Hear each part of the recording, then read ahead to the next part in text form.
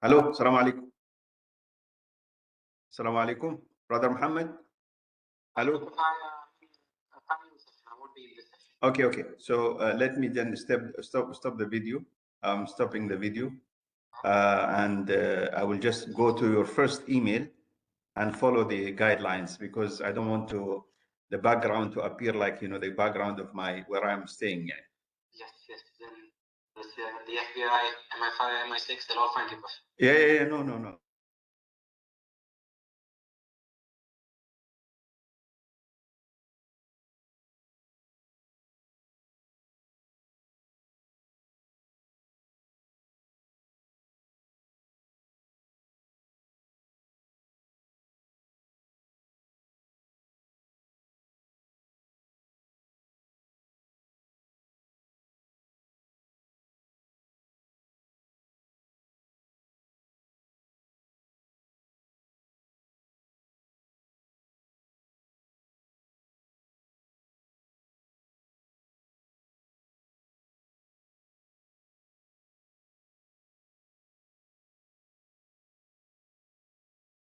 This just a session? Yes.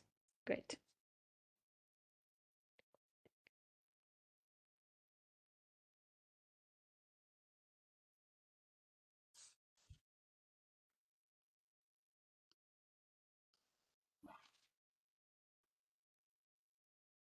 Assalamu alaikum, everyone, and greetings. Welcome to the open house for the College of Islamic Studies at Hamad bin Khalifa University, where this could potentially be the starting point of your onward academic journey in the fall of 2026. My name is Sabika Shaban. I'm part of the Dean's Office Administration, as well as an alumna of the class of 2022 from CIS. Delighted to have this opportunity to welcome you all here today.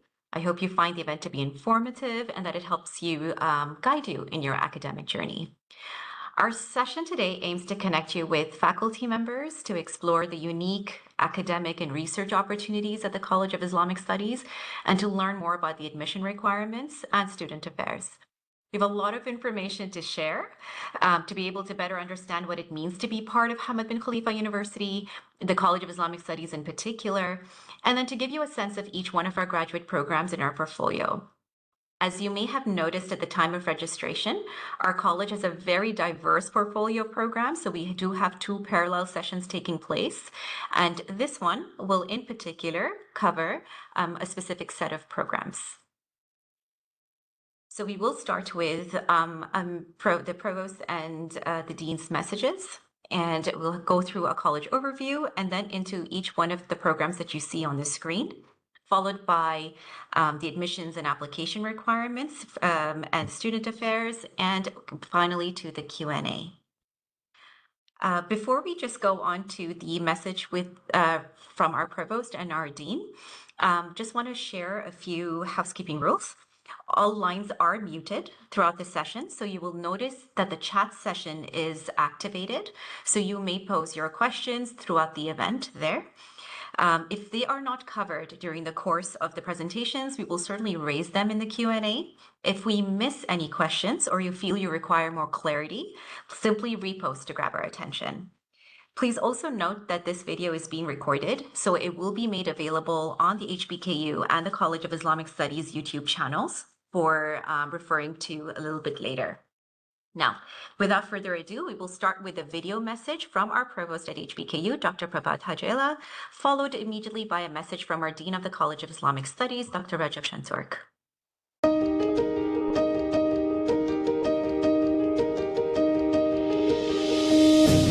Good morning and a warm welcome to all of you. It's a pleasure to welcome you to the Graduate Studies Open House at Hamad bin Khalifa University. Today's event is your opportunity to discover how HBKU can help you pursue advanced studies, engage in cutting-edge research, and make an impact on the world. HBKU was founded with a clear purpose: to advance knowledge, drive meaningful research, and prepare future leaders capable of addressing complex global challenges. As part of the Qatar Foundation, we are uniquely positioned within an ecosystem dedicated to education, innovation, and community development, one that connects ideas with real-world outcomes. Our university is organized around 6 colleges, covering science and engineering, health and life sciences, humanities and social sciences, Islamic studies, law, and public policy, each contributing to a broad interdisciplinary vision of education. We have recently added a new School of Economics and Management to the existing fields of study and continue to grow our scope and impact.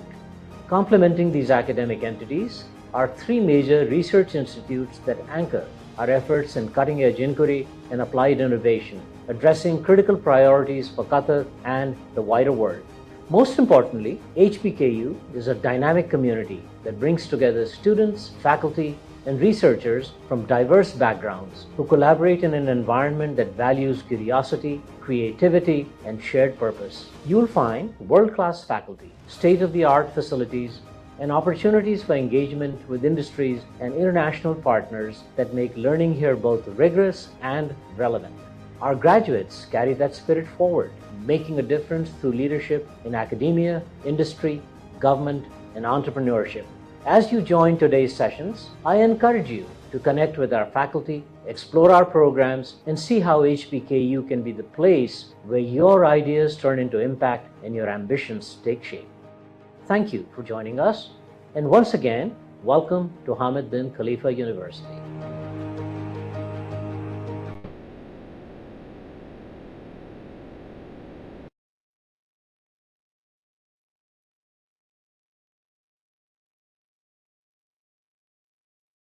Assalamu alaikum wa rahmatullahi wa barakatuh.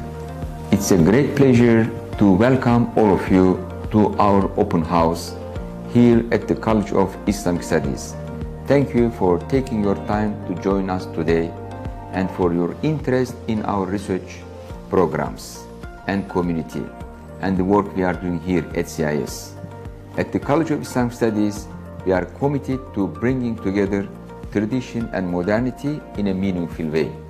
Our programs are designed to address contemporary challenges while remaining deeply rooted in the rich scholarly heritage of the Islamic civilization. What makes CIS special is not only its academic strength, but also the diversity of our students and faculty. We have scholars and professionals from many countries, backgrounds, and disciplines. This creates a truly global learning environment where students learn not only from professors but also from one another. This diversity enriches our classrooms and helps prepare our graduates to engage confidently with the world. Whether you are interested in Islamic studies, counseling psychology, Islamic finance, Islamic ethics, Islamic art, Islam and global affairs, contemporary education, or any of our specialized tracks, you will find programs that are intellectually rigorous, relevant, and aimed at developing future leaders, scholars, and professionals. I encourage you in this session to ask questions, meet our faculty, and explore how our program can support your academic and professional journey. We hope that what you learn tonight inspires you and gives you a clear sense of what it means to be part of CIS and the HBKU community. Once again, thank you for being here. We look forward to getting to know you and inshallah welcoming many of you as students in the near future. Wassalamu alaikum wa rahmatullah.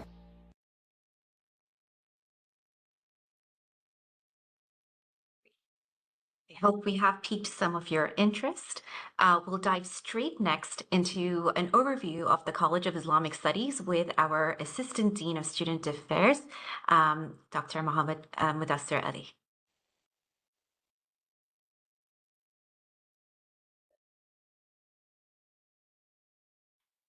Dr. Mudassir, you may be Assalamu alaikum, muted. everyone. So my name is Muhammad Mudathir Ali, and I am the Assistant Dean for Student Affairs here at the College of Islamic Studies. I'd like to welcome you all to the College of Islamic Studies and the Graduate Studies Open House for Fall 2025. Thank you for joining us, whether you are online or, well, of course you are online. Over the next hour, we will take you through our academic programs, share what makes CIS unique, and answer some of your questions, inshallah. Before I start with the academic programs, which you see on the screen right now, I would like to share something which is of great importance for us and serves as our educational philosophy and makes CIS very, very distinctive in today's academic landscape. And so the issue is that in contemporary higher education, there is a lot of pressure to measure everything through the specs of industry and partnerships and employability. Now, while we certainly engage with contemporary institutions and our graduates do pursue meaningful careers, the College of Islamic Studies exists for something far deeper. Islamic studies, in our view, is fundamentally a directional discipline.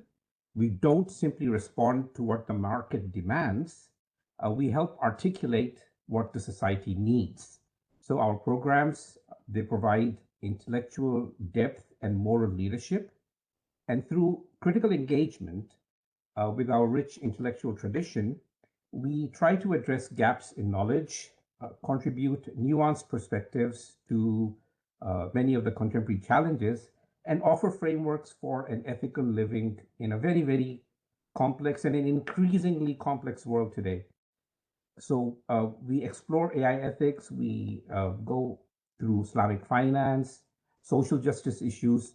And while we are doing all that, we're not just preparing you for jobs. We are actually forming scholars and thinkers who can provide guidance, correct misunderstandings, and shape discourse. This is how we maintain authentic continuity with our heritage while confidently engaging the future. It is not about rejecting relevance, it's about defining relevance on terms that honor both tradition and truth. Now let's look at the programs that we have to offer. At CIS, we offer 10 graduate programs spanning across doctoral, master's, and certificate levels. Our flagship program is the PhD in Islamic Studies. It trains the next generation of scholars and researchers.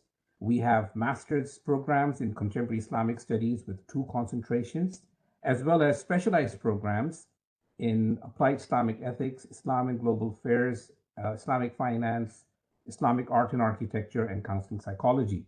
We also offer graduate certificates in Islamic studies and Islamic finance. And in this fall, we are really excited to launch 2 new programs in education.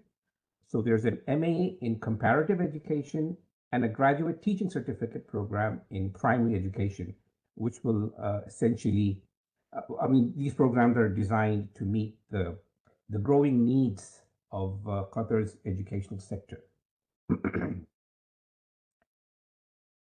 So when it comes to the research part of CIS, we take research very, very seriously, and we have a whole multidimensional approach to research.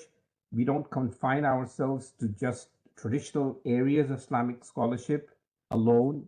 Rather, we engage with many of the pressing contemporary challenges through an Islamic ethical lens.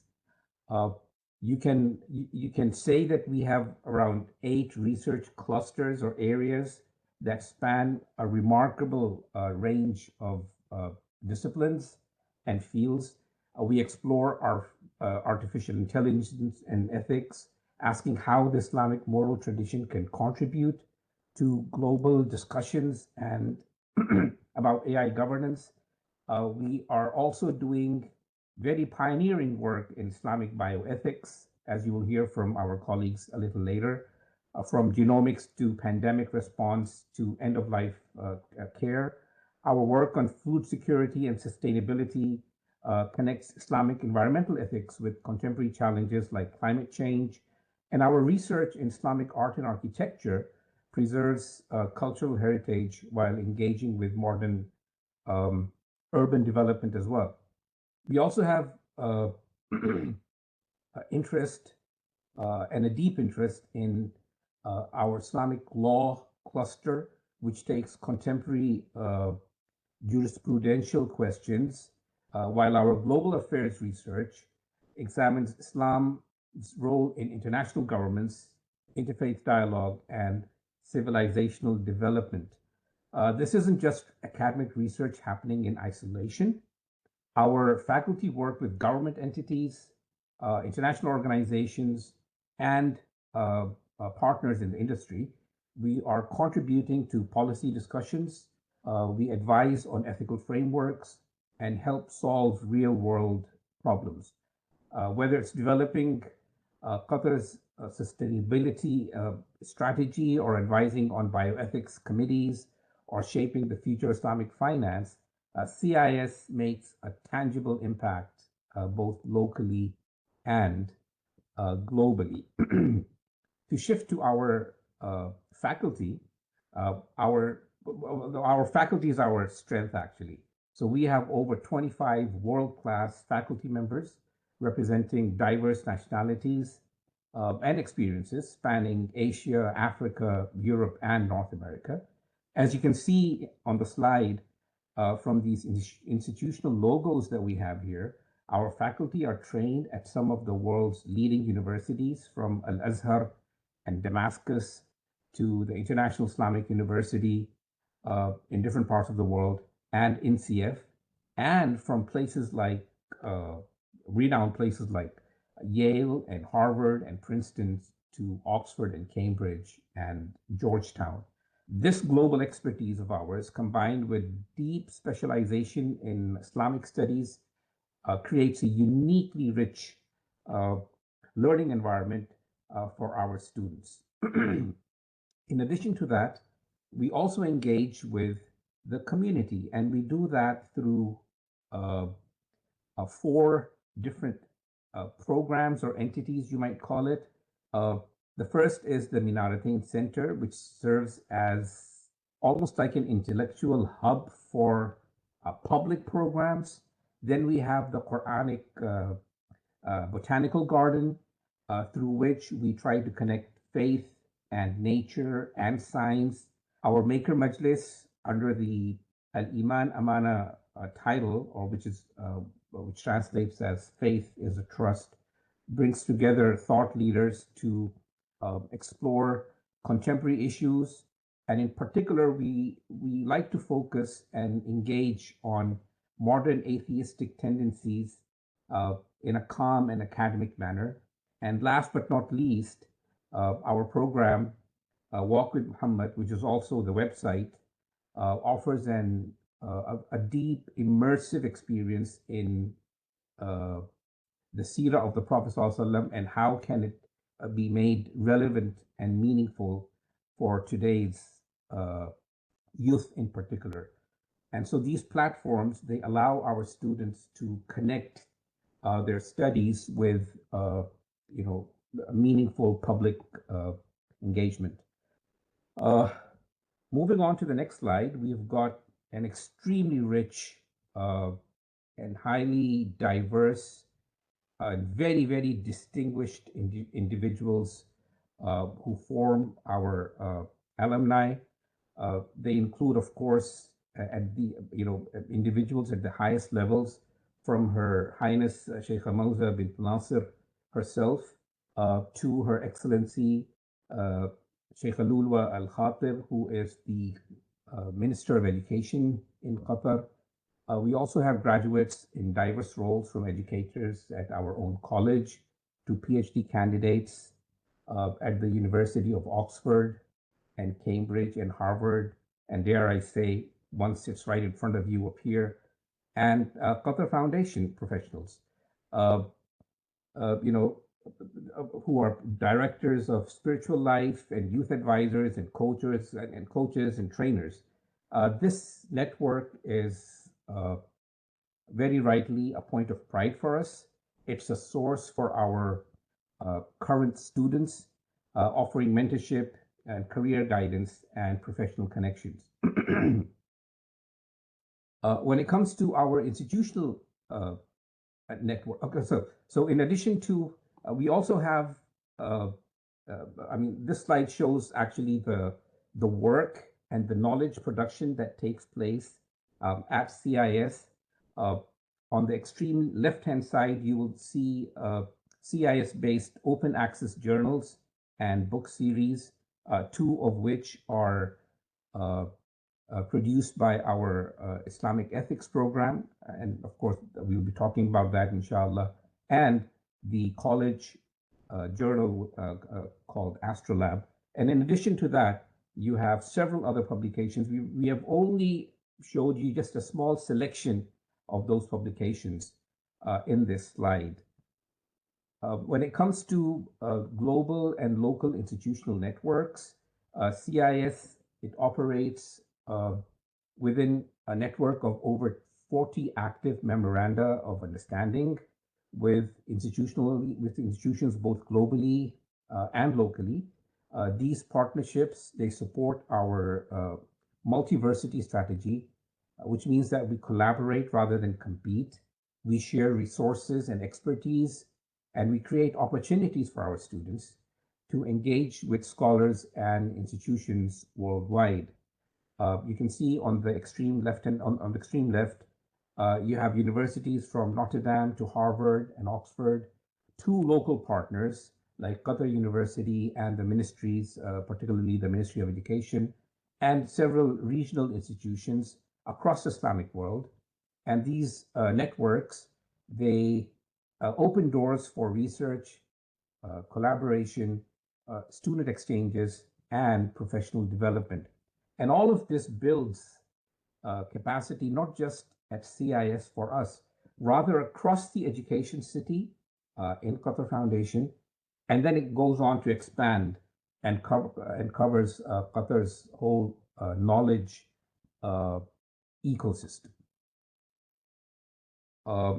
And with that, I come to an end of this presentation, and I'll hand it over to Sabika once again. Thank you very much. Thank you so much, Dr. Mudassir, for that very rich insight into all the different aspects of the college. Now comes the segment where we dive into each one of the graduate programs. There's a gentle reminder again to please use the chat freely for your questions and answers as you go through all of the different presentations. We'll start first with our flagship program in Islamic Studies. And for that, I'd like to invite Dr. Alex Cairo, Associate Professor of Islamic Studies and the Program Director, to introduce the master's and the graduate programs, please. Thank you so much, Savika. Assalamu alaikum, everyone. It's always exciting for us to start a new admissions process. I wish you all the best in your applications. I'm going to be speaking briefly today about a master's program and a graduate studies certificate. So let me start with the master's program. Contemporary Islamic Studies it has been around for many years now in one form or another. It has the specificity of coming in two different tracks or two specializations. One is contemporary Islamic thought and is taught in English. The second one is al-fiqh wal-mujtama and it's taught in Arabic. Both tracks have a similar structure, a structure that is shared more broadly by many of the humanities programs here in the College of Islamic Studies. It is a mixture of research and taught masters. It is a 36 credit degree program that is taught over 2 years. And it starts off in the same manner with 3 foundational courses that students take in their first semester: Foundations of Islamic Thought, Contemporary Quran and Hadith Studies, and Applied Research Methods in Islamic Studies. They then move into different specialization areas. In Contemporary Islamic Thought, students in the spring semester, in the second semester, take 3 courses. There are core courses in the track: Islam and Modernity, Islamic Thought and Postcolonial Studies, Islamic Law and Society. In the second year, while they start working on a research thesis, they also have 3 elective courses that they can choose depending upon instructor availability from the list of 6 courses that is listed here, with the possibility that they might also take one outside of the program. It is, as I said before, a research-based program, and so students are expected to make an original contribution to scholarship through a thesis that will be started probably around the end of the second semester during the summer break. Students will develop a thesis proposal that they will defend in the third semester, but they will then write and dedicate fully their time to the writing of the thesis in the fourth semester. Next slide, please. So Al-Fiqh al-Mujtama has the same structure. There are the same foundational courses in the first semester as the Contemporary Islamic Thought track. But very quickly, it specializes on contemporary Islamic legal issues. So in the second semester, as you can see here, students will take المصادر التشريعية غير النصية الفتوى والأسرة والمجتمع الفقه الإسلامي والسياسة والدولة. These are also required courses that students in fiqh wal-mujtama will take in the second semester. In the third, they can choose electives from the courses listed here. And again, in the fourth semester, they will be dedicating their time fully to the research that they will defend in the spring of the second year. All right. Now, in addition to the master's program in contemporary Islamic studies, we have started a graduate certificate, شهادة دراسات العالية دراسات العليا في دراسات الإسلامية. So this is a program that can be of interest to you for two reasons. Maybe your academic trajectory is atypical. You do not have the basis to go directly into an MA program, but you are interested in deepening your understanding of Islamic studies as an academic discipline. So you can enroll in this graduate certificate. At the moment, it is only taught in Arabic. In the future, we might open up in English as well. This is open only for local students. And the idea is that these students will be integrated and follow the same study plan as the first year MA students. At the end of the first year, they'll get the graduate certificate.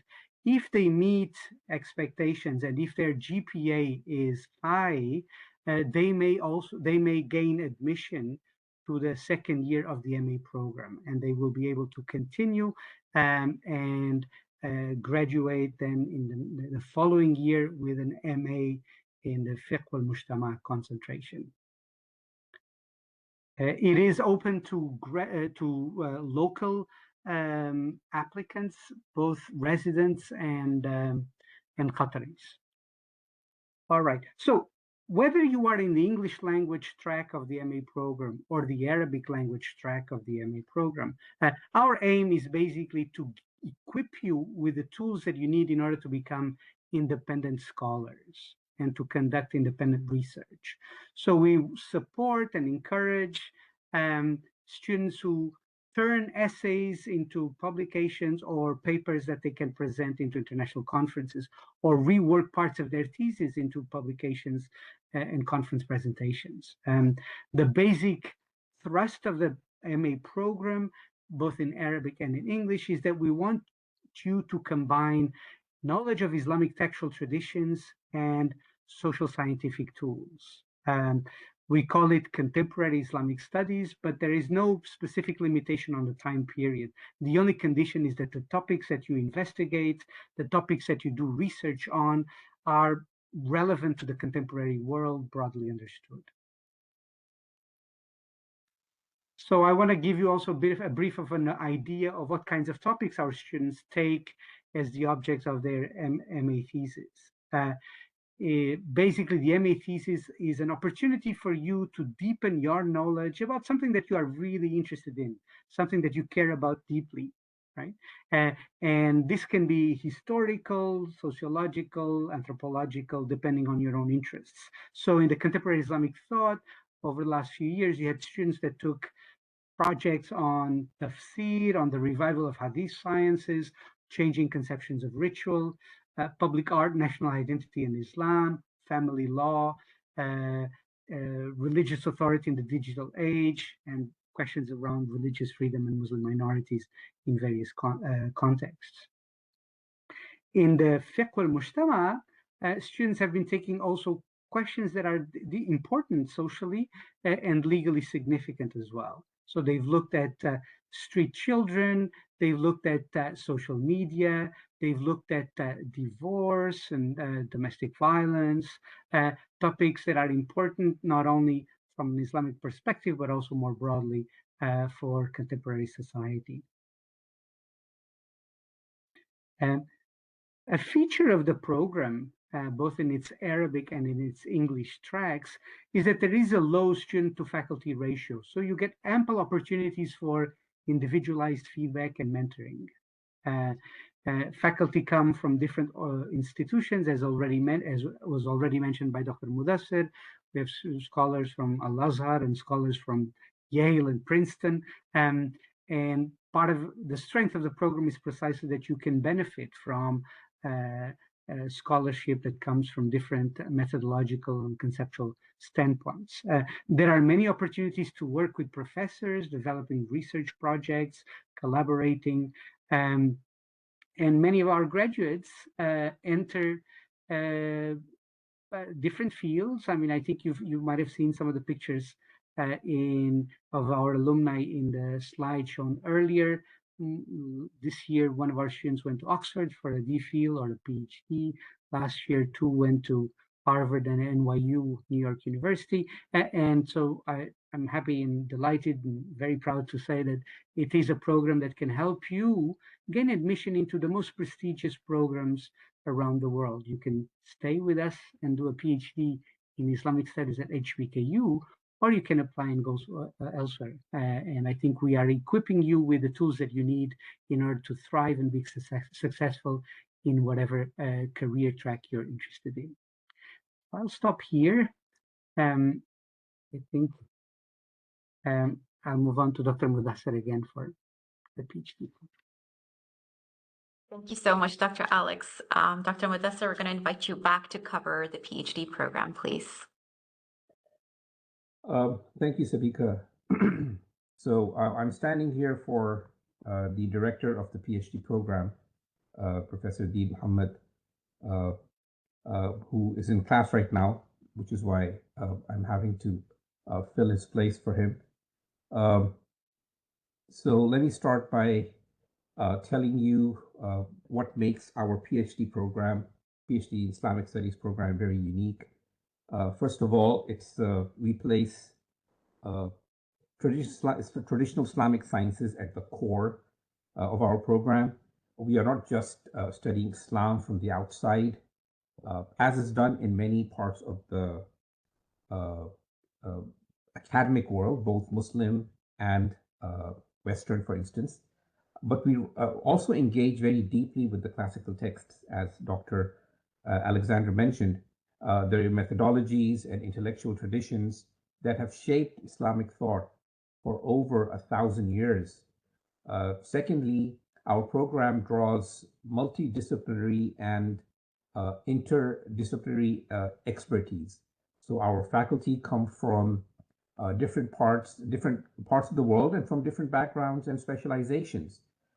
This means that you'll be looking at Islamic studies from multiple angles: historical, theological, legal, philosophical, and contemporary social science perspectives as well.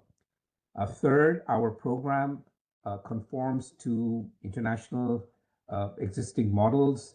We have designed our program to meet the highest global academic standards. This also means that it enhances our reputation and means that your degree is going to be recognized and valued anywhere in the world. We also specialize within your area of interest. So while everyone studies the core of Islamic sciences, you can focus your research on what you are passionate about, whether it be Islamic law, theology, history, ethics, or contemporary applications. And I would like to add up here that our master programs, they actually feed into the PhD program. So the concentrations, they form, so to speak, like the specializations within Islamic studies. Lastly, our the linguistic ability and our multilingual capacity. We want to ensure that our graduates are multilingually very strongly placed, because in today's world, if you want to be a serious scholar of Islamic studies, you need to read sources in multiple languages. And we will be talking more about that in a little while. As far as the structure of the PhD program is concerned, the official name is, as you can see, Doctorate in Islamic Studies Program, and you'll be graduating with a Doctor of Philosophy or PhD in Islamic Studies. The program has two main components. There are taught classes and then an independent supervised research. In the first part, which expands over about 2 years, you will take courses with faculty and your classmates. And in the second part, which also accounts for about 2 years, you will be doing a one-on-one research with your supervisor or your dissertation research. Now, the total number of programs that we have is 72 credit hours, and this breaks down into 36 credit hours of taught courses and 36 credits of supervised research. For full-time students, it would usually take about 4 years to complete. That would be around 8 semesters. And usually you'd be registering about 3 courses per semester. And so that would amount to about 9 credit hours per semester. As you can see in this chart up here, right after the second year, in fact, within the second year itself, by the end of the third or the fourth semester, you are supposed to be sitting for your qualifying exam, which is called the comprehensive exam in some parts of the world, which will which will examine your knowledge of the area of specialization that you'd like to work on. And towards the end of the fifth semester, you would be required to sit for your candidacy exam, which is more or less like a presentation of your proposal or your thesis, and then you'll have around 3 semesters to work on your proposal, and then go on to write your dissertation and be examined on that. Can we go to the next slide? Now, as far as our program requirements are concerned, our college has a very, very clear goal. We want to graduate students who are at least bilingual and capable of engaging with global context. And the reason for that is that Islamic scholarship has always been multilingual. The great scholars of the past could, the majority of them could read Arabic, and along with Arabic, perhaps Persian or Urdu or Turkish or Swahili if you are coming, or Hausa if you are coming from the African continent. And so even today, if you want to do any serious research, you need the same capability. So as admission requirement, you are supposed to have 2 languages under your belt by default, and that is English and Arabic language. Arabic language to a minimum level of upper intermediate. In addition to that, we highly encourage our students to learn 2 additional languages. And these 2 additional languages can be from, so we divide them as Eastern or Western languages, or if you're more comfortable, from languages which are more prevalent in Muslim majority countries, and languages which are more prevalent in non-Muslim majority countries. These could be Western countries, they could be Eastern countries. So for example, languages like the Bahasa, the Hausa, Persian, Urdu, Turkish, these languages, we would ask you to pass this language at the level of A2, minimum level of A2. And similarly, we would also require you to pass a language from, preferably a Western language, from a Muslim minority country. And this might include French, German, Spanish, Mandarin, or a host of other European languages. Why do we require this? Because Islamic studies, as I said, today is published in many languages. The scholarship of Islamic studies is published in many languages. And all important research in Islam nowadays, it comes in French and German and Italian and Spanish, Turkish and Persian, you name it. So this linguistic requirement is an absolute must. We know that it might sound difficult at the beginning, but we think that students who can change, who can take this challenge, they will find it extremely rewarding as they move on. Next slide. Yes. So now what it means to be a doctoral student. First of all, you'll have traditional Islamic sciences at the core of your studies. You'll be reading classical texts, engaging with tafsir, hadith, fiqh, usul, aqidah. So this isn't just a historical study. You'll also be asking how these traditions speak to contemporary issues. Secondly, you will critically engage with fundamental ideas and key concepts in Islamic studies. So we don't just want you to memorize, we want you to think, question, analyze, and contribute new insights. And this is what separates a PhD degree from your other degrees, as you would all know. Thirdly, you will master different modules. So there are essential core courses that you'll be required to take, plus a host of very exciting elective courses. And these courses, you can take them they can be as diverse as Islamic bioethics, Islamic art, or Muslim minority communities. It's your choice, so you choose. Lastly, you will apply your knowledge to practical situations. So we use case studies and encourage fieldwork. Islamic studies is not just about books and libraries. It's about understanding how Muslims live, how Islamic institutions function, and how Islamic ethics applies to real-world problems. You can customize your programs to suit your interests and experiences. Your dissertation, of course, is your own project. We will just guide you, but the questions you ask and the research you conduct will be unique to you alone, of course. Next slide, Smita. Now, what are the opportunities that, a PhD in Islamic studies offers you? So our PhD graduates would go on diverse and impactful careers. By the way, it's a program which has just come out of its infancy, stage. We are just 3 years old. We have just taken. We'll be admitting our third cohort. We'll be admitting our fourth cohort next year, inshallah. And I'm sure many of you would be joining us. So a lot of people come to this, when they graduate from here, the opportunities that they have include working in university as professors and teaching next generation individuals at institutions around the world. You might work at research centers and think tanks, contributing to policy relevant research on contemporary Islamic issues.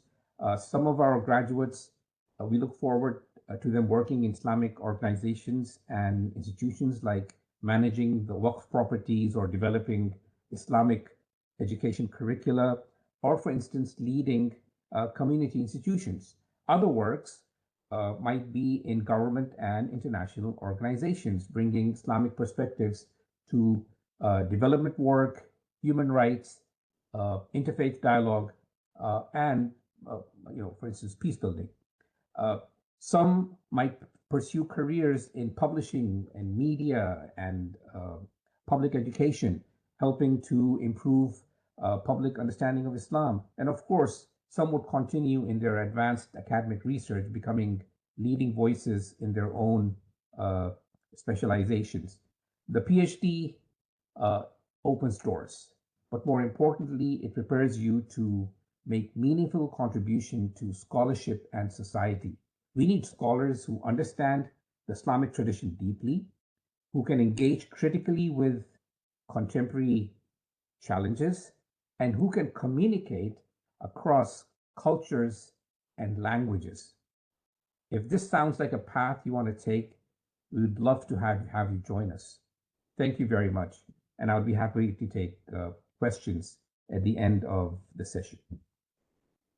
Thank you so much, Dr. Mudassir, again, for sharing all of that information about the PhD program.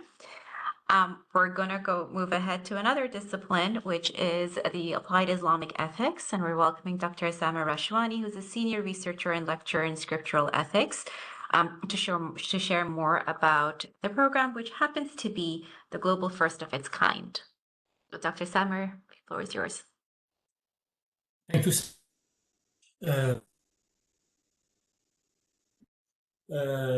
I will be presenting this evening our program, MA in Applied Islamic Ethics.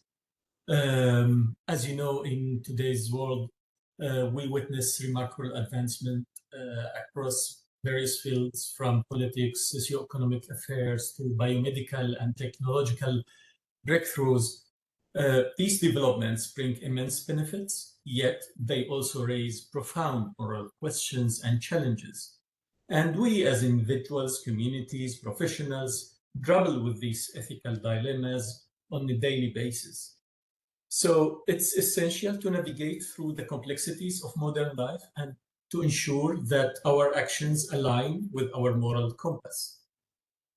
So in order to make sense of these changes and navigate the intricate landscape of our moral world, our MA program is designed to equip you with the knowledge, skills, and perspectives needed to address the pressing ethical issues of our time.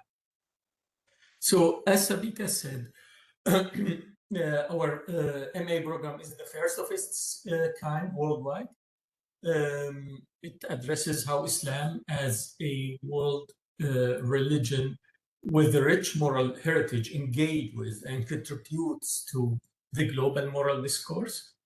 Its strong interdisciplinary character combines in-depth knowledge of both theoretical and applied ethics, rooted in the Islamic tradition.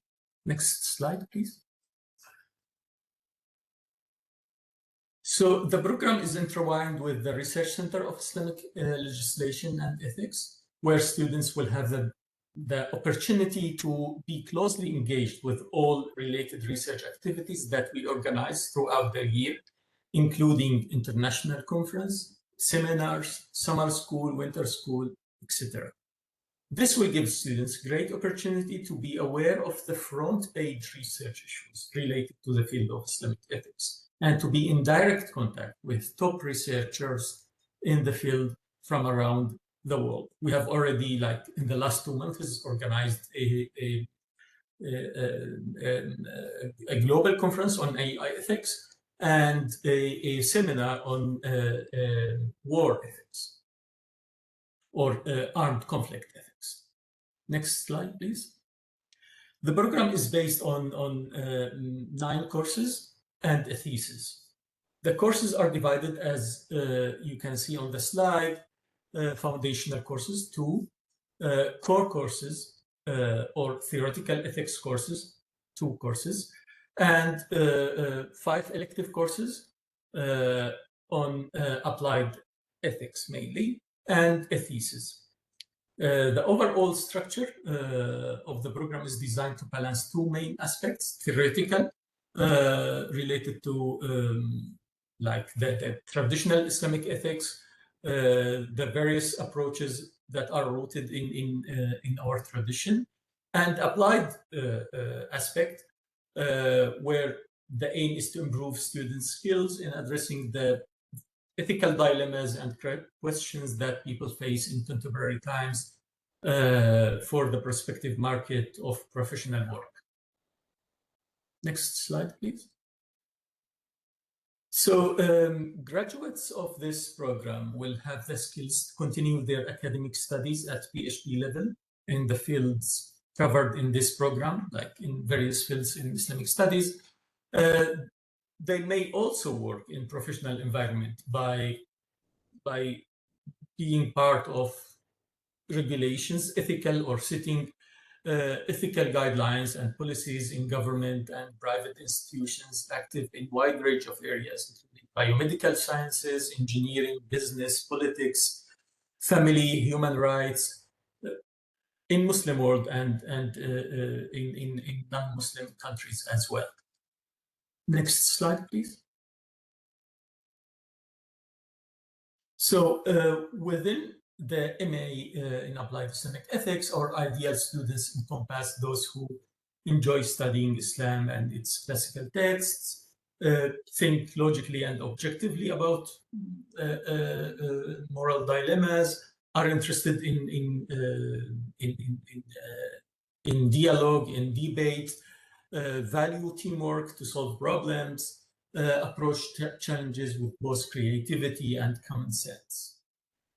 In summary, the MA in Applied Islamic Ethics offers rigorous academic journey, equipping students to navigate contemporary challenges through a deep understanding of Islamic principles and ethical applications.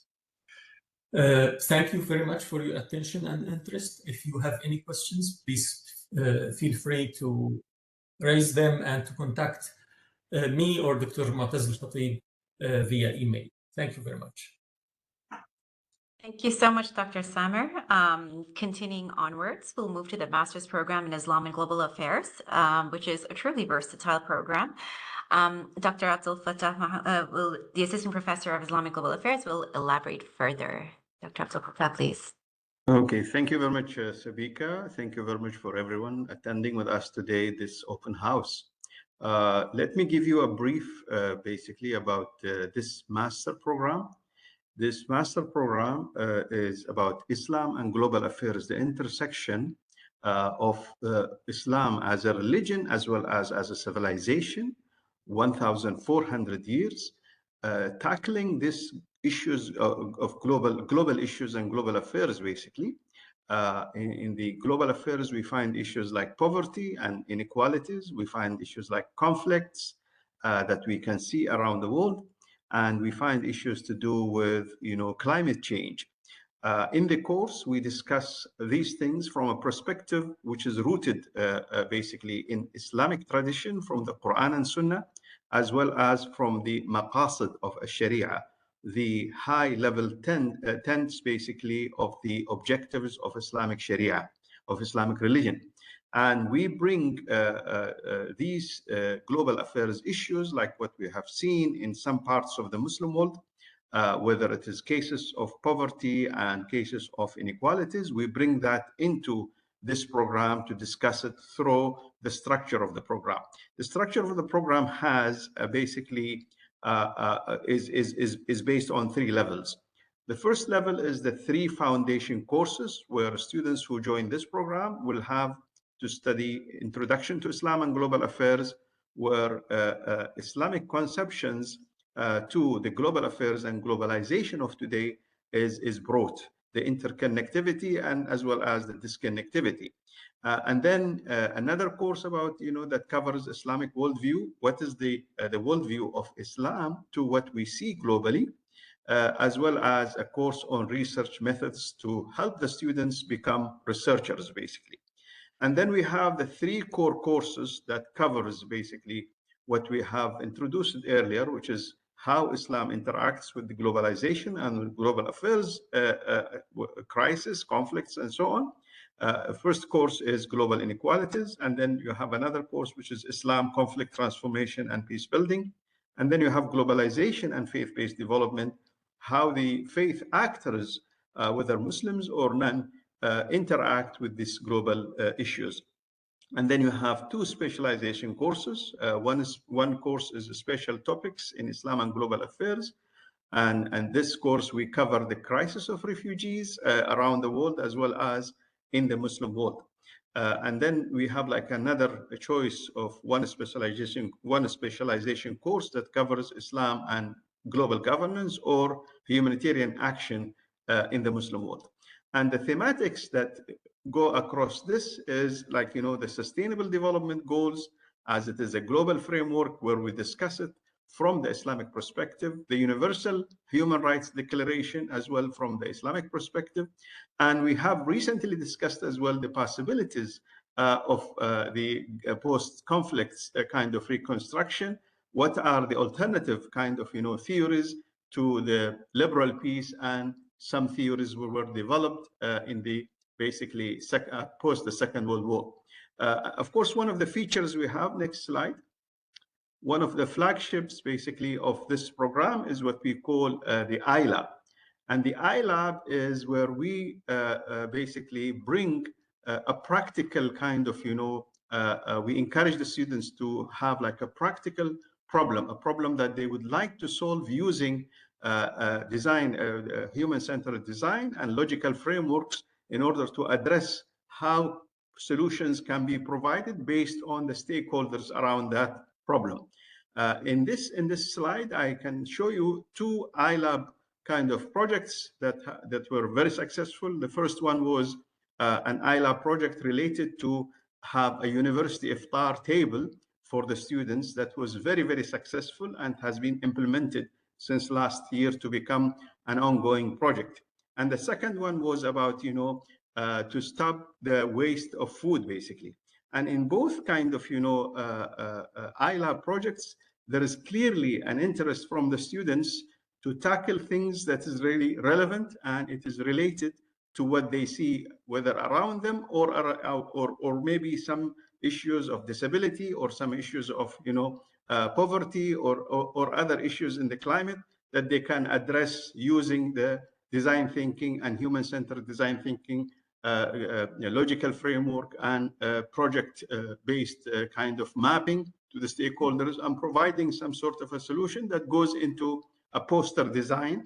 And of course, we celebrate these kind of, creativity and innovation that the students would do. And this is, of course, a work outside the text, basically. Of course, the program has a master thesis to be written at the end of the last term of the course, basically.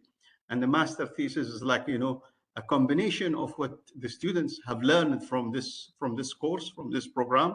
And basically it goes through a research work that the students has to prepare, basically. At the same time, we engage the students in community kind of, related projects like what Professor Muddathir mentioned earlier, which is Iman Amana, to discuss issues relevant to Iman and to faith, basically. And this is very important for the student kind of building up their character, as well as we have another non-curricular program, which is visionary leadership, where we present leadership from the Muslim world as well as from the globe, who have really done something with a legacy to the rest of the basically to the rest of the humanity. Thank you very much for your listening. If you have any questions, you can write them down, or maybe we can answer them at the end. Thank you. Thank you so much, Dr. Abdul Fattah.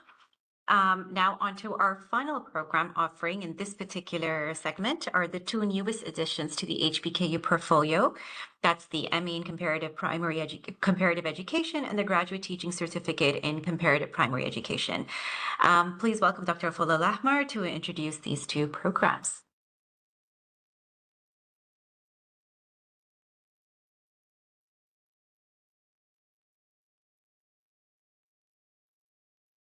Dr. Fuller, you might be on mute. Yeah, thank you, Sabika. Good afternoon and warm welcome. We are delighted to have you join us today as we introduce our new education programs designed to inspire and empower future learners, inshallah. The challenge that most graduate education programs worldwide are conducted based on the Western education philosophies. So there's an epistemologic dominance in the field of education, and there rarely integrates Islamic perspective or taken the Islamic worldview as a framework for the education at the level of research, at the the level of philosophy, at the level of research, and at the level of pedagogy and practice.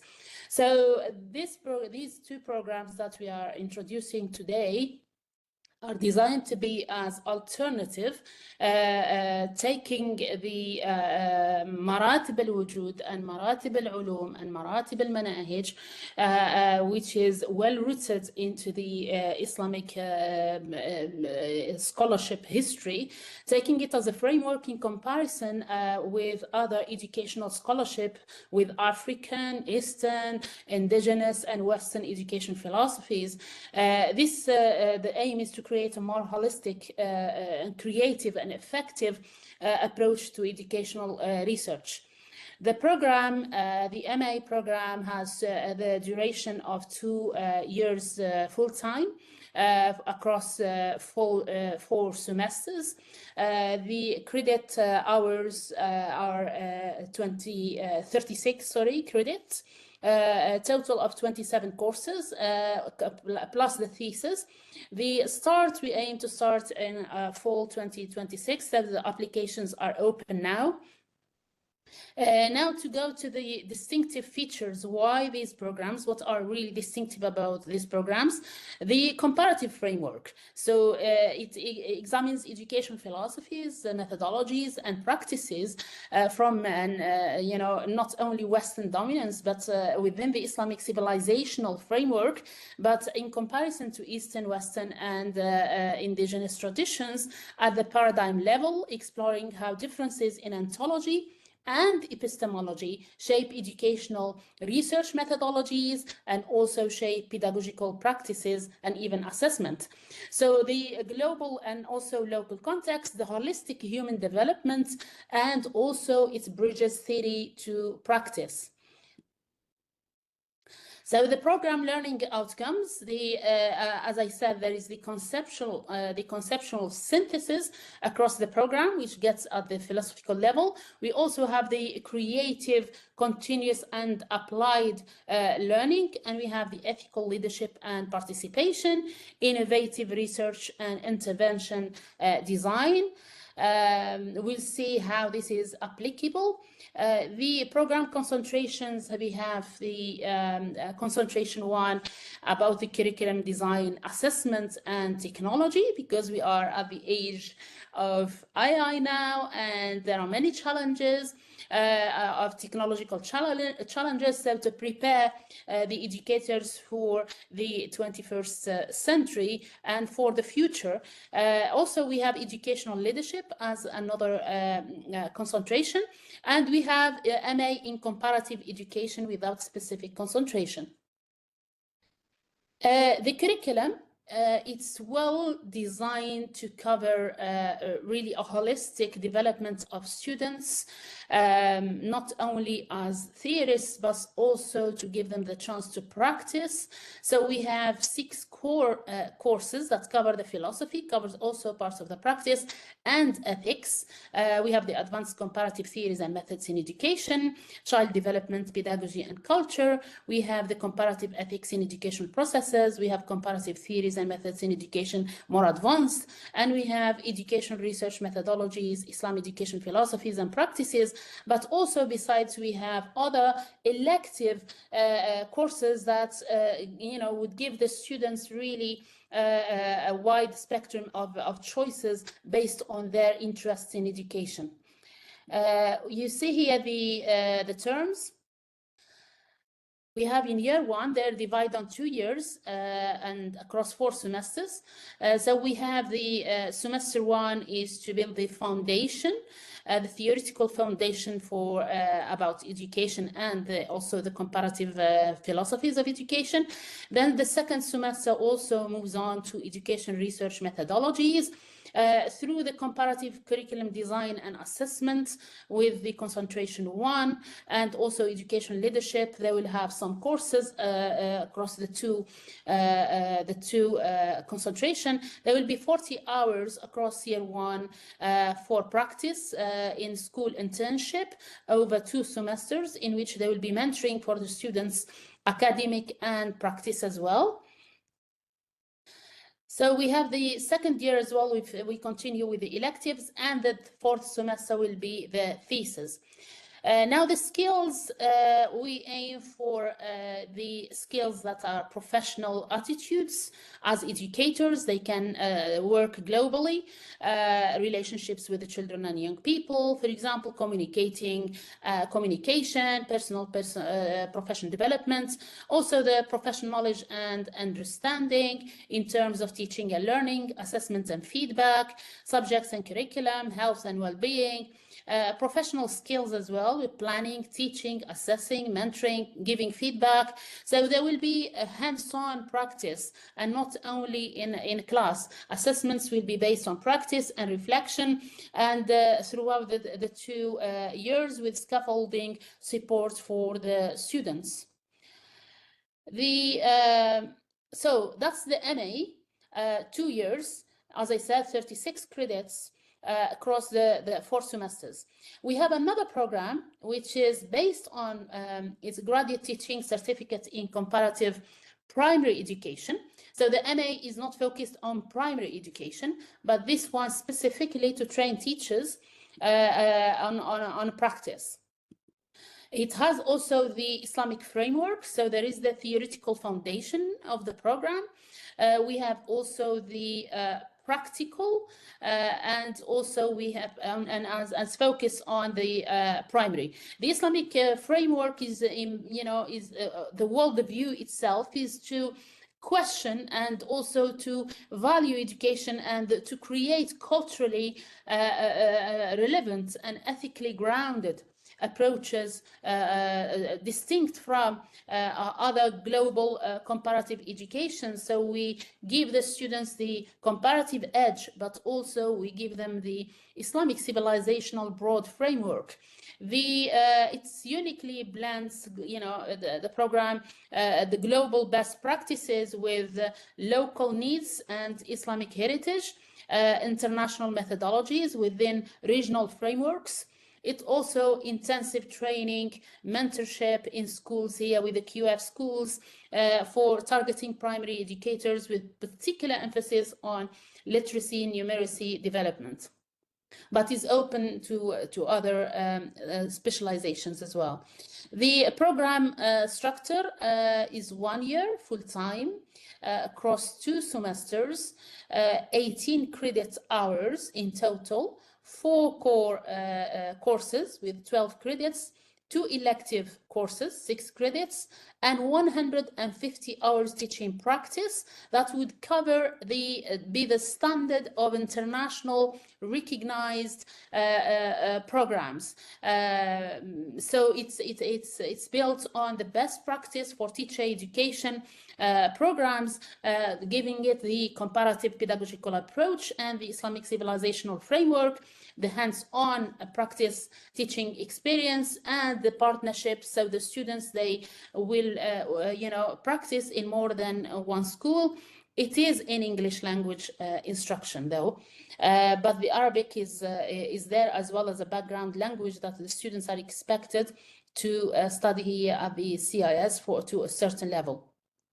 The program learning outcomes, the students should develop here develop contextually relevant teaching addressing cognitive, social, emotional, and spiritual through Islamic and comparative framework. So it is a holistic approach to comparative pedagogy.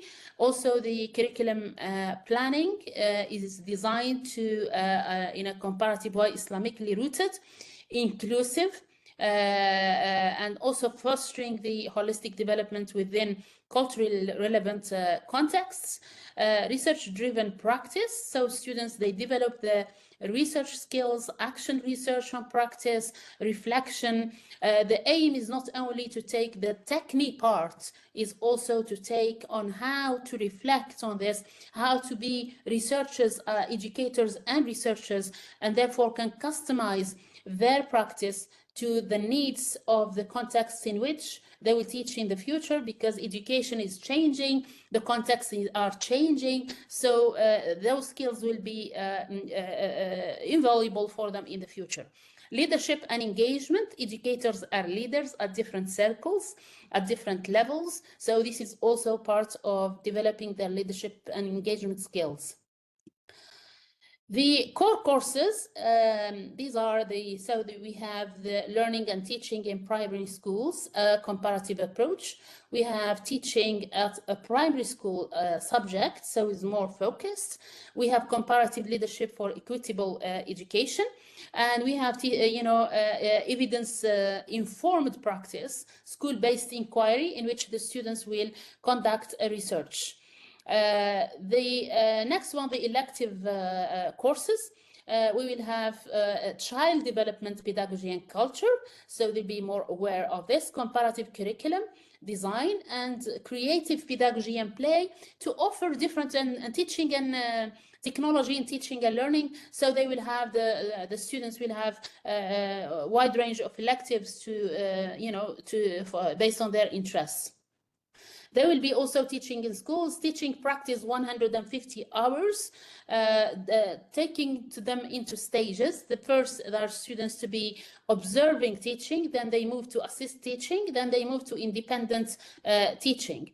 The next one is the pathway to MA. So students, they not only develop the professional development as professional teachers who can compete at the level globally, but they are also rooted in and well informed of the theory and practice, but also they can carry on if they want to complete their postgrad studies to the MA in comparative education. They can take 2 electives with 6 credits to come towards their MA in comparative education. The pathway here, also the assessment and evaluation through teaching portfolio, school-based inquiry, research, curriculum design. They will design their own curriculum as well, presentations, demonstrations. So they really hands-on practice, but also well rooted into theory. The faculty resources we have within the College of Islamic Studies, within the HBKU at large. We have the experts faculty, and also there's more faculty to join to really, based on the excellence to the best practice and the best research to support this program. The facilities, already the colleagues discussed the facilities within the HBKU and CIS. So the future expansion potential for the program, as I mentioned, primary certificates current, and then they can move students. You can move to MA Education Leadership or Curriculum Design to concentrations, or take MA in Comparative Education, and also you can advance your research towards PhD. So this is really, I welcome you, and I hope you join us in this transforming educational program. As a pioneer, and we hope to transform lives through a new approach to education. The applications are open, and waiting you, and most welcome through the contact either me or Dr. or Ustada Rayyan Al-Khalil as the focal point for the program. Thank you. Thank you so much, Dr. Fola, for introducing the 2 newest programs. Just as a reminder, all of the programs and their information is available online on the CIS website, which is cis.hbku.edu.qa. We'll put that in the chat as well. You'll also find the fact sheets under each one of those programs online, where you could see the course titles, course descriptions. So all of that information is available, even if you were not to revisit the recording of this particular video. We'll move on next to the admissions section. And for that, we'd just like to invite Mr. Nasser El-Benali, the head of enrollment, to introduce this particular section. Thank you, Sabika. Thank you, all of you. Today, we're talking about the admission requirements. As you know, that if you want to apply for a master's degree, you have to, the bachelor degree is very important to get that with a strong academic record, with minimum GPA 3 out of 4 from recognized university. And if you want to apply for a PhD, you should have a master degree. And all applicants from that all field can welcome to apply. And for IELTS and the score, this is the minimum score that should be have 6.5 for the IELTS, and the TOEFL score should be that all 79. And exhibition letter also that is you can apply instead the IELTS or TOEFL. Second thing about if you want to apply for there is Fiqh and Society concentration, you must demonstrate a proficiency in Arabic throughout the studies. For example, completing undergraduate degree with which language of instruction was Arabic, or by completing by proficiency in examination offered by CIS, as well as the proficiency in English. You should have also the IELTS 5 or 35 and 45 as well. That's or TOEFL or previous studies. Next, please. And also, if you want to apply for PhD in Islamic Studies, that's all field you can apply for this program.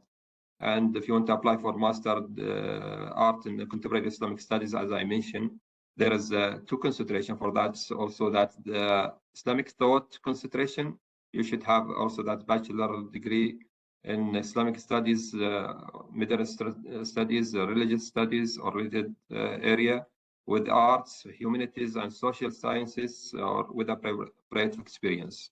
If you want to apply for master degree in Fiqh and society concentration, you should have a bachelor's degree in Sharia, Islamic Studies, or related area with Islamic Studies, Usul al-Din, and Qanun. If you want to apply for a graduate certificate in Islamic Studies, all field you can apply, as well as also if you want to apply for master art in applied Islamic ethics, as well, all field can apply for the master. Also, that Islamic art and global affairs, also that all field can apply.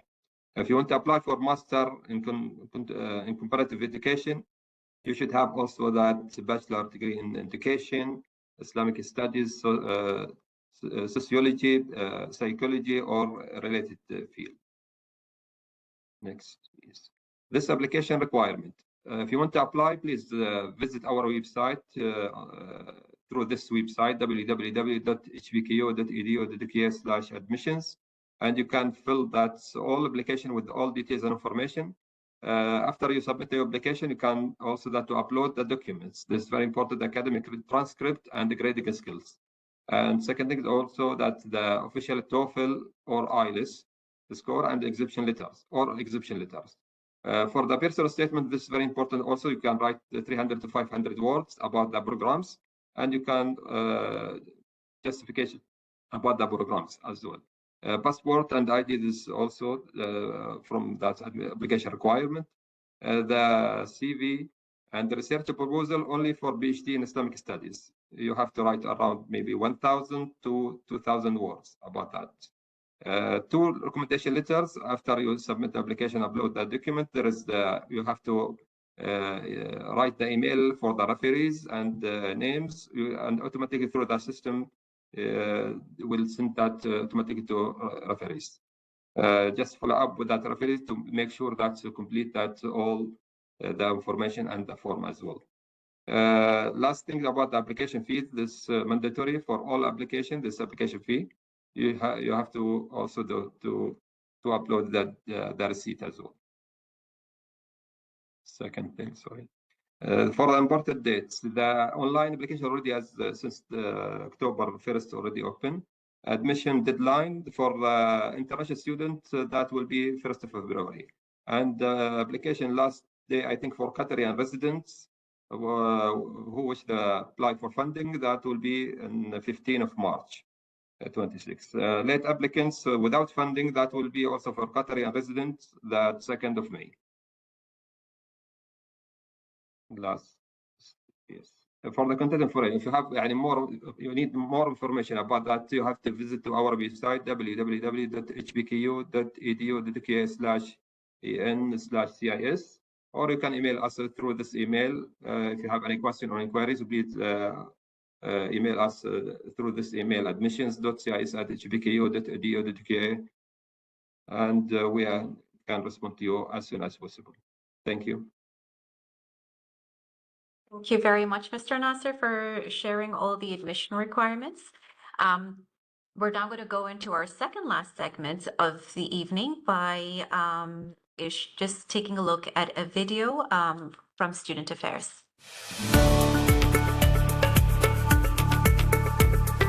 قسم المشاركة الطلابية في إدارة شؤون الطلاب هو أحد الأقسام الداعمة للطلاب في جامعة حمد بن خليفة، والذي يسهم بشكل كبير في دعم الطلاب وإشراكهم وإخراطهم في الأنشطة غير الأكاديمية. هناك أنشطة رياضية، هناك أنشطة ثقافية، هناك أنشطة تعليمية، جميعها تكون خارج المنهج التعليمي، ولكن كلها يصب في النهاية نتائجها تصب في النتيجة التعليمية لكل طالب. كل سنة الفرق عندنا عددها يكثر. عندنا لحد الآن 6 فرق رياضية، فريق كرة قدم فئة بنين، فريق كرة سلة فئة بنين وبنات، فريق كرة طائرة بنين وبنات، وعندي فريق فئة شباب كريكت. احنا طبعا نتواصل في إدارة شؤون الطلاب من خلال إدارة التواصل المجتمعي وشؤون الطلاب مع الجامعات الشريكة الموجودة في قطر فاونديشن من خلال ما يسمى بالكارير سيرفيسز اللي هو الخدمات المهنية. قمنا في السابق في موضوع اللي هو المعرض المهني الكارير فير. أيضا عملنا في السابق برنامج كان لقادة المجتمع، دعينا فيه معظم رؤساء الشركات وأيضا بعض الوزراء للتعرف على الجامعة وتعريفهم ببرامج الجامعة اللي تطرحها. احنا في إدارة شؤون الطلاب نهتم خاصة في ناحية العلاقات المجتمعية كتوقيع اتفاقيات، كزيارة الشركات الخاصة والغير خاصة للتعريف عن جامعة حمد بن خليفة، وتواصل اتفاقيات من ناحية توفير فرص للطلاب أو للخريجين، أو أنك إلى شركات أو القطاع الخاص عندهم مثلا وجهات نظر كالتعاون، ممكن احنا نخدمها تحت إطار اتفاقية أو تحت إطار اللي هو تعاون مشترك ويانا.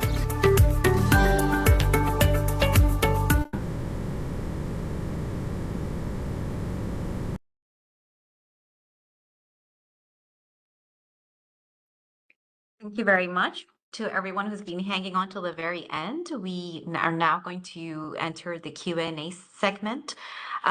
There are a whole bunch of questions that have come through the chat section, and some of them have also been responded to, but we'll try our best to mention a few that are pertinent for the sake of the recording, and then get to the ones that have not been responded as yet. So there was a question regarding the program in regarding the education program. So this one will be directed to Dr. Fulla, please. There is an applicant who is wondering that some of these questions have been sent to me directly, so they're not exactly in the chat. A person says that I'm already in a school as a teacher assistant. Can I do my internship in my school? Would you please address that? Oh yes, they can do within on their own practice in the school in which they work, and also we can arrange another experience as well other than one school, so that's fine. Great. And just because we have you on the call, I'll direct the other question to you as well. The person mentions that there are there internship opportunities in the evenings because they have a full-time job, so wouldn't be able to do internships in the day? The internships that are from, it depends of the MA or the teaching certificate. If for the MA, the internships are just open based on their own practice, not necessarily in primary. It can be in primary, secondary, or adult education on a context in which they work. They can do their practice on that.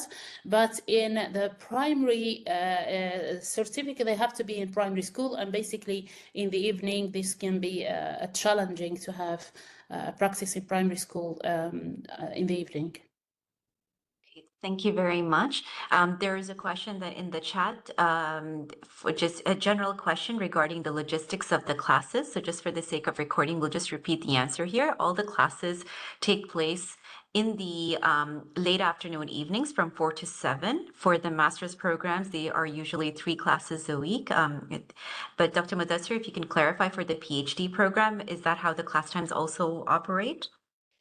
Yes, it's more or less the same. So the classes, they are held from 4 o'clock to 7 o'clock. And the majority of the students, they are required to register 3 courses per semester. So they would have 3 days of class per week. Great, thank you very much. There's also another question on whether completing a master's in Islamic Global Affairs would qualify for a PhD in Islamic Studies. And the answer that is mentioned is definitely yes. Almost all of our programs can feed into the PhD in Islamic Studies. There is a question. There are some questions regarding the Islamic finance programs. For that, there is a parallel session that is running.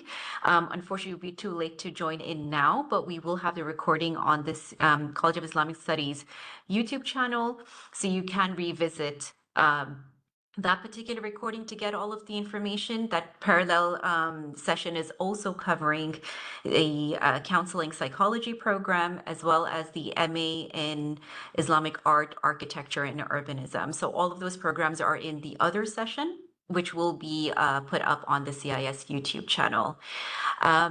There is a question again for Dr. Mudassir, just for the sake of recording to mention it out loud. Can you clarify, please, whether the additional 2 languages, apart from Arabic and English, are requirements to enter the PhD, or are they requirements for completion of the PhD? And as you answer that, there's a related question that's also come through that are for the 2 additional languages. Are there provisions in Qatar to study these, or how does it work? Okay, so the answer to the first question is that these are requirements. The additional languages are requirements for graduation. So you need to come to the program with Arabic and English compulsorily. But when you graduate, you would have had you would have learned 2 additional languages. As far as learning the languages is concerned, so the college supports the students almost completely when it comes to the learning of these additional languages, and we ensure that the students are able to clear the A2 level, which means that they can read a text, have a foundational conversation, and be able to express themselves, at least in writing, in a very, very foundational way. The languages the students are required, they are offered by our College of Humanities and Social Sciences College under the TII, which is the Translation and Interpretation Institute. Is that right, Sulika? Sorry, would you please repeat that again? The TII, what does it exactly stand for? The Translation and Interpretation Institute, that's correct. And so they offer about, I know, I can say off the top of my head, they offer about 14 to 15 languages, which includes a number of Far Eastern languages like Korean, Japanese, Mandarin. They include a number of Western languages like Spanish, German, French, and a host of other languages. We also have Mandarin, by the way. But if you have already studied a language, and you want to consider that as one of your additional languages, we are going to evaluate you for that and see whether you're able to qualify at a minimum level of A2. Great, thank you very much. The next question is for Mr. Nasser, please, in terms of enrollment or admission requirements, rather. If the GPA is under 3, can professional experience be taken into consideration? Are you talking about that international students or like residents, or in general you're talking about? I am assuming the student is a resident, but in both situations, I suppose. Because as you know that if you're talking about that resident, we will consider that below that until like 2.7, that will be considered, and we'll go to that through that the condition committee. And as you know, there is a condition committee, and they will check exactly to evaluate that the application, and we will see exactly what you can give them like with a condition offer. But this chance, as you know, that's not guaranteed, but you can apply. Yeah, if that's someone like they get like 2.7, and above. Great, thank you very much. There's also another question, Mr. Nasser. This is regarding an applicant who is saying that they are going to be applying and they are based in Bangladesh, and they're wondering if if there is a possibility to waive the fee, the application fee of 250 riyals. Yeah, no problem. You can email us, but through the admissions. Not the CIS, or can I forward it? But there is in general admissions at hbq.edu.k, email and write with justification exactly what that's the issue, and you can to evaluate also that there is top management exactly to maybe give chances to waive this application fee, 250 Qatari riyals. Great, thank you. And just as reference, that email address is also available in online on the website, as well as the end of each program fact sheet that you download. So it'll be very easy to find that email address. There was a question about the number of students that are admitted into each program, and the response was that from Dr. Mudassir that we do try to maintain a student to faculty ratio of 15:1, so it would be no more than 15 students in any given cohort per program. In addition, there is a question, and maybe Dr. Mudassir or Mr. Nasser can respond to this, that does it help to apply early, or that does not matter at all?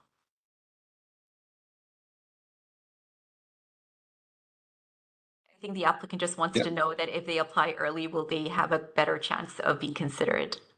I think given the faculty, the way that will receive that application will be better as early as I know. Can I just add to that? Thank you, Sir Nasser. Yes. So if you apply early and you are fortunate to catch the attention of the people who are evaluating your papers or who have interviewed you, the chances that you might make it to perhaps a first list or a second list are perhaps a bit more compared to when you apply late. When you are applying late, we have already considered a number of applications, and we have considered some excellent students as well. And so we would not be, and I'm saying this off the top of my head, but emotionally and psychologically, we would not be looking at late arrivals or late admission papers with a great deal of energy and enthusiasm. So the earlier you apply, I think the better it is for you, irrespective of whether, how the admission process takes place. Great, thank you very much. This next question is for Dr. Fulla, please. Does an online accredited PGCE fulfill the Masters in Comparative Education programs required post-bachelor coursework in education? And if it does not meet that requirement, what alternative coursework would you recommend?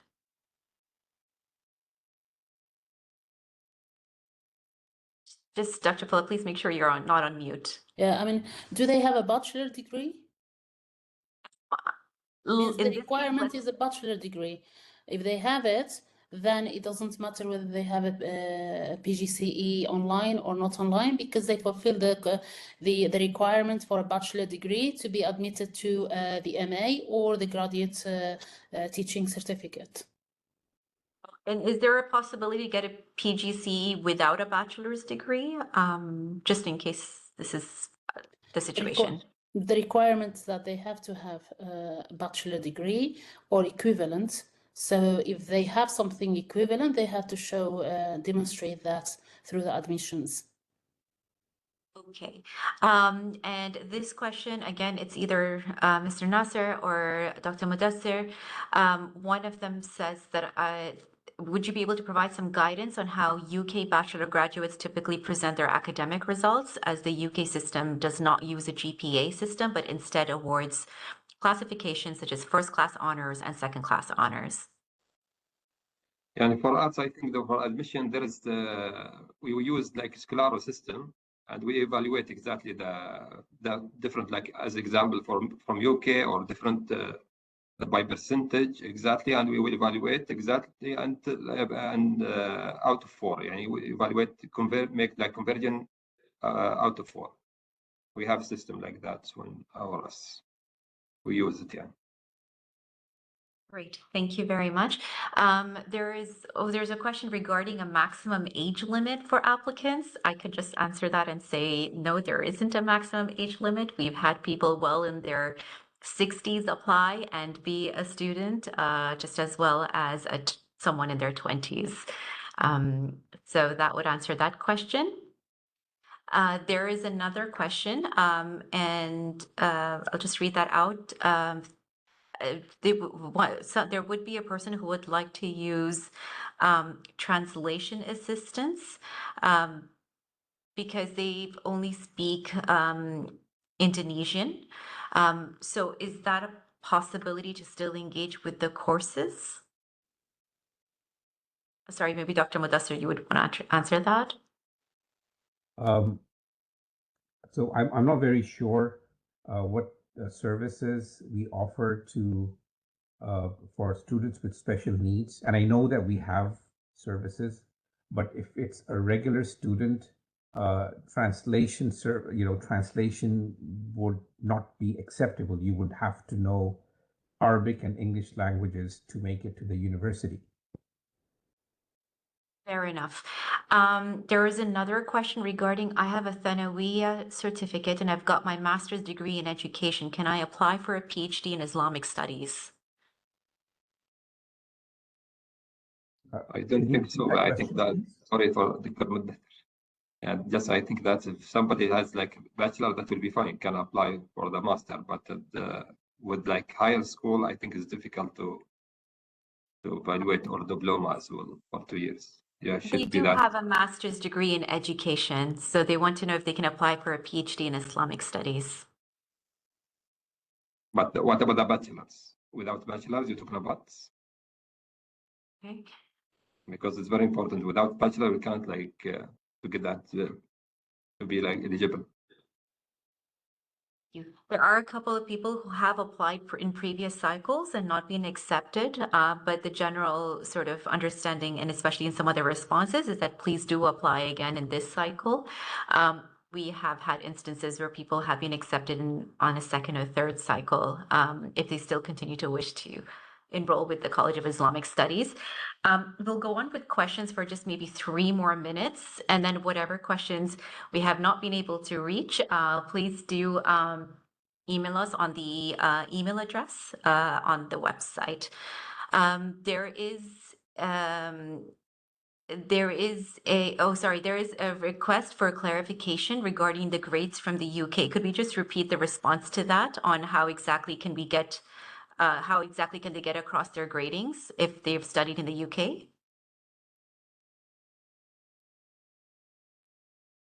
Sorry, I think Mr. Nasser, this is a question for you. Yes.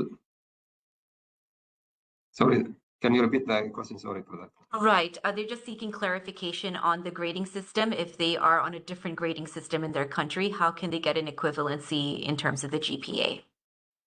And if talking about like there is Scholaro system, you can also like visit that Scholaro on the website as well.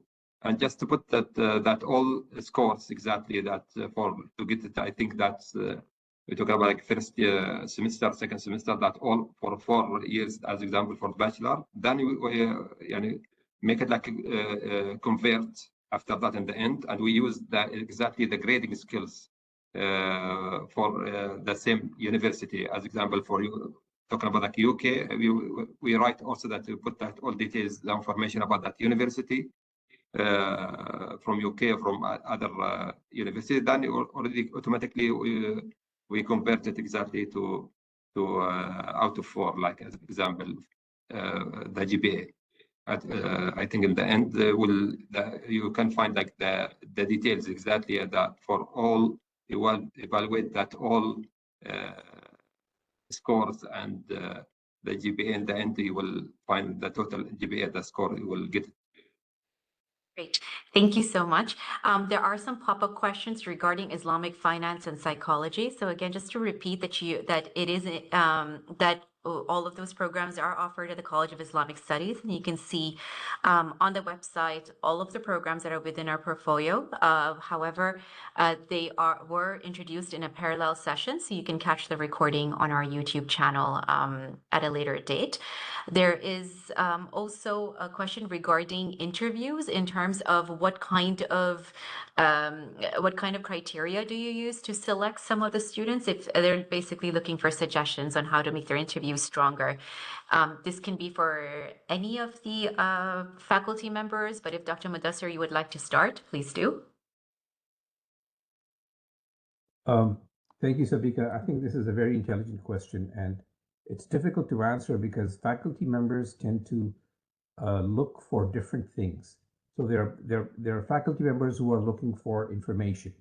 Do you have the right background? There are faculty members who are looking at your attitude and aptitude for the level of education that you want to get admitted to. So it really depends on the body, the interviewing body, and the constituting members. But usually, when it comes to international students, the majority of whom are accepted on paper qualifications, we tend to ask them questions that would tell us that they are a suitable pick and they're suitable for the program that they want to enroll into or get admitted to. And then we would ask them about the reasons why they have chosen HBKU. What fascinates them at HBKU? What does HBKU have to offer them which they would not have found, for instance, in some other places? And I think other faculty members chip in on this. Yes, Dr. Fulla, would you like to go next as a closing remark on what you would specifically look for? Thank you, Dr. Mudathir. I think he covered the most of the points. Basically, you are looking for other than the qualifications, the eligibility, whether they are eligible. That has been checked through the admissions. Then you can, educators. You have to meet the educator and see the attitude and also see their commitments as well to educators, educating future generation. Thank you. Thank you very much. Dr. Samer, would you like to add to that? Yeah, thank you. Apart from what's been mentioned, we are most interested in the intellectual qualities of the applicants. To which extent can they engage with and aware of the modern dilemmas in various fields, their readings, they should study the program well. They know why they are applying, and they are really interested in this. And preferably, they have a background in Islamic studies. This is always a kind of plus for any applicant. Great, thank you so very much. Can I also add up here that specifically, well, I should say not specifically, both for the master's and the PhD program, faculty members would usually be really interested in the research proposal that has been submitted and the quality of that proposal and how it sinks in with the various research clusters or areas that HBKU and CIS have to offer. I think that would be something important as well. Great. Thank you very much, Dr. Mudassir. And I guess we'll also like to hear from Dr. Abdul Fattah, please. Yeah, thank you very much. I think Professor Mudathir and Dr. Samer, the Dr. Fulla, they have covered many areas.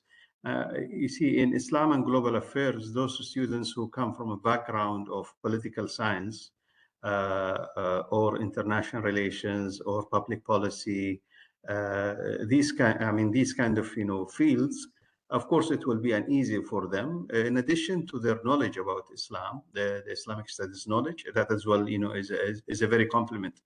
It does not mean that students who come from a background of economics and social sciences are not going to perform. I believe in the existing cohort, I have students who are graduates of finance and social sciences.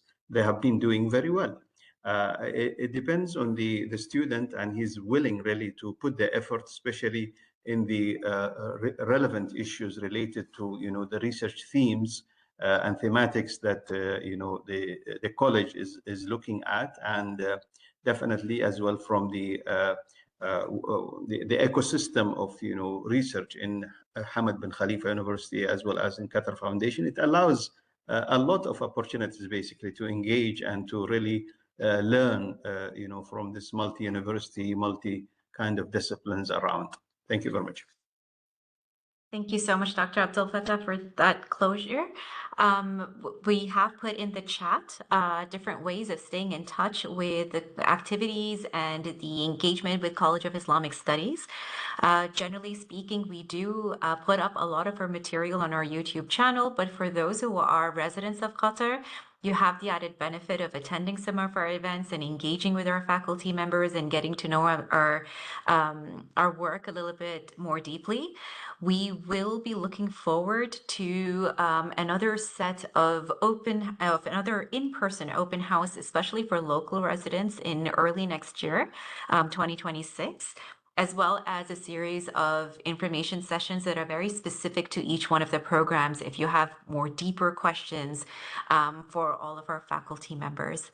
So thank you for attending this session. It was a pleasure to host you this evening. Thank you to everyone, Yasmin, Irshad on the call who supported us, and to all our faculty members in the virtual room. I hope you do consider CIS as a potential home for your next academic adventure. Have a good evening, everyone, and Assalamu alaikum. Thank you very much.